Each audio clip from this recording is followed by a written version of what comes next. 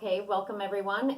This is Kelly and Kelly. With hot topics, mostly in real estate. If you've been following us on Facebook, we definitely want you to field some questions, field Kelly questions. Right. Because I've been taking her all over the place because real estate isn't a real 2-minute, 4-minute conversation. It's very in-depth and it is a decision, one of the major decisions of your lifetime. You're going to buy or sell.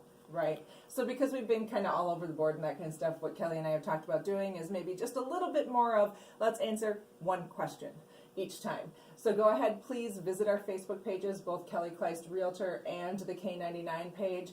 Send those questions out there for us and we'll get them answered for you. So today's question is? The price. Where, as a buyer and a seller, how do you figure that, well, how low am I going to go? All right, so...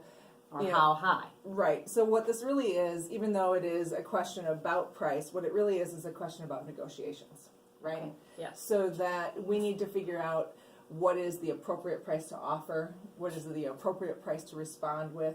All of that is based on the advice of your realtor. And that's super important, making sure that you're working with somebody that you know and that you trust. You know, asking somebody important questions and getting good quality answers from them. But the fact of the matter is that, you know, in the negotiating process over the last 20 years, I've seen a lot of interesting things. And my favorite thing is that buyers always ask, how low will the seller go? Well, like you're going to answer that. Right. Well, first of all, legally, you work for the seller. Right. Legally, I cannot answer that. Secondly, how the heck would I know? I'm not the seller. You know, lots of things can happen in his life since the last time I had a phone call with him that maybe changes what his answer to that question would even be. Sure. So, I mean, obviously, you need to write an offer, and he needs to respond. But more than that is during negotiations, you need to be open. You know, there are so many people that are worried about protecting themselves through the negotiation process that they actually protect themselves right out of the negotiation.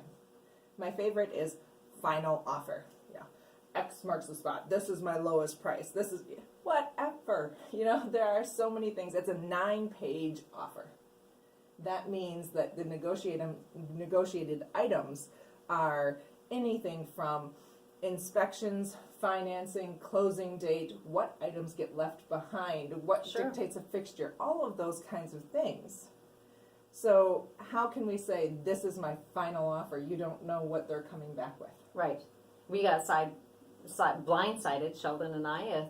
Here's a full offer, but I want your entire brand new living room set that you're not even done paying for yet. Well, of course, it's a full offer.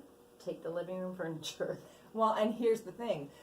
There are a lot of people who will go, heck no, they can't have my furniture. Well, I did say that at first. Exactly, but you get good advice. Right. Once you get good advice, you can step back from the emotional process and you can make much more of a logical decision. Logical decision making is needed when you're in negotiations. So that truly is part of the reason why there's a third party involved, is so that you have time to make a logical decision. You're not standing in front of the seller going, so what do you think? Yes. Oh my God. My answer to that is no, and she goes running into the living room crying. Well, that probably wasn't as effective as we wanted it to be, was it? You know, so it really is about getting good advice, making good and open offers so that you can hear what the other side has to say. And then from there, you can choose how you want to respond.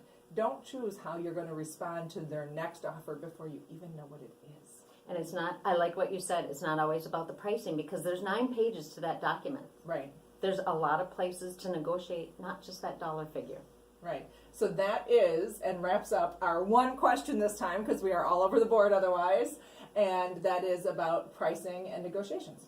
Thanks for tuning in. This is Kelly and Kelly.